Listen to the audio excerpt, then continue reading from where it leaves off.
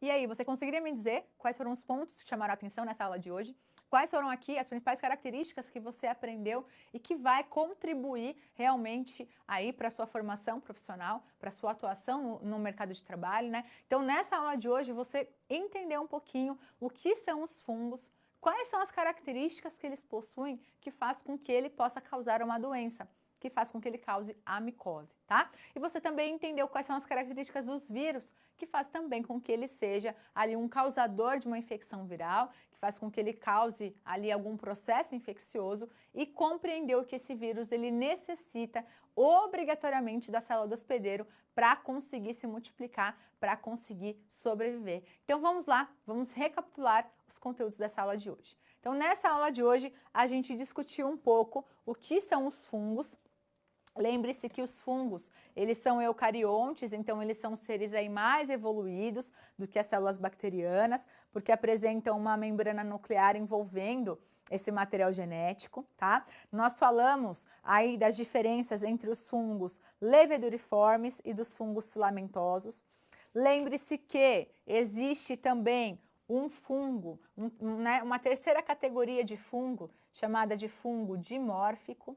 Esse fungo dimórfico, ele vai apresentar aí os dois aspectos, então as duas formas, tanto de fungo filamentoso quanto de fungo leveduriforme, e o que vai definir aí é a temperatura, né? Então lembre-se que em uma determinada temperatura, ele pode ser leveduriforme ou ele pode ser aí filamentoso. Então, geralmente, em temperaturas entre 25 e 28 graus, ele vai ser o quê? Ele vai ser aí um fungo filamentoso.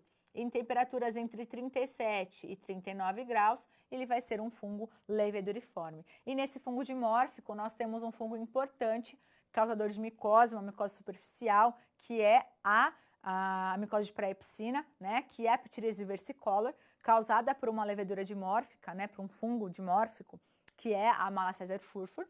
Também discutimos aqui o que são os vírus. Então lembre-se que os vírus, eles não são células. Então os vírus, eles são o que? Eles são acelulares, pois eles não possuem uma maquinaria celular verdadeira. Eles dependem ali da célula do hospedeiro para conseguir se multiplicar. Então eles dependem aí da maquinaria celular do hospedeiro para conseguir se reproduzir.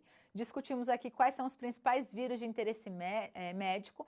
Eles são classificados aí basicamente em vírus de DNA e vírus de RNA. Então nós estudamos as características, por exemplo, dos adenovírus, dos poliovírus, dos retrovírus e também discutimos quais são as plataformas vacinais que são utilizadas para a produção de vacinas e que são muito importantes para conferir resposta imune, então uma resposta imune ali para aquele indivíduo, para aquele hospedeiro, tá? Então aqui pontos importantes que a gente precisa entender, que a gente precisa compreender para nos auxiliar na nossa prática profissional. É o quê? Primeiro, fungo. Por que o fungo causa a doença? Então isso está relacionado ao quê? Está relacionado à nutrição do fungo. O fungo ele é heterotrófico, tá? Então o fungo ele não consegue produzir seu próprio alimento, ele não é uma planta. Ele precisa de consumir uma matéria orgânica que já está pronta. Quem é essa matéria orgânica? É a nossa pele, tá? É o que a gente tem no nosso corpo, são as nossas soluções orgânicas, é o que a gente tem na planta, é o que a gente tem nos animais. Então o que ele faz? Ele produz enzimas extracelulares e essas enzimas acabam aí digerindo compostos que a gente tem no nosso corpo. Então, por exemplo, aqui, as micoses, né? Micose de couro cabeludo, micose de corpo, micose de unha, micose de pé. O que esses fungos fazem? Eles degradam a queratina. Eles são fungos queratinolíticos. Então, degradam a queratina para quê? Para se alimentar dessa queratina, tá? E aí, então, nós temos também quem? A Malassezia furfur, que é causadora aí de micose de praepsina, que causa aquelas manchas esbranquiçadas. Como ela é uma micose superficial, ela vai se alimentar de restos celulares e de secreção aqui do nosso corpo, ela não gera uma resposta inflamatória, então o indivíduo não tem dor. Como ele não tem dor, o que acontece? Ele não sabe que ele tem aquela doença. Muito mesmo porque a gente não fica, às vezes, olhando, a gente não consegue olhar, né, o nosso dorso aqui, as nossas costas. Então, o que acontece? Ele fica com aquela micose por um longo período de tempo. E aí ela acaba se tornando uma micose crônica. E muitas vezes ela é até difícil de tratar. Por quê? Porque o tratamento exige o uso de antifúngico por um longo período de tempo, tá? Por quê? Porque ela não vai ser tratada e curada tão rápido, tá certo? Então, as micoses, ela tem como característica o que? O fungo se alimentar aqui do que a gente tem no nosso corpo. E aí nós temos outro problema, que são as micoses oportunistas.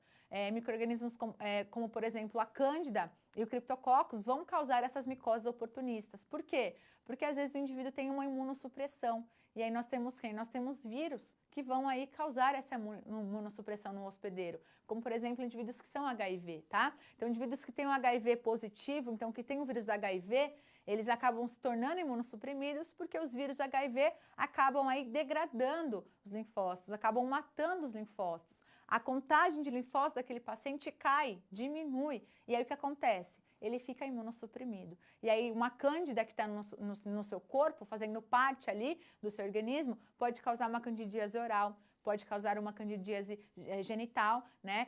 Por exemplo, o homem também tem candidíase genital, ele também tem candidíase ali naquela região do pênis, tá?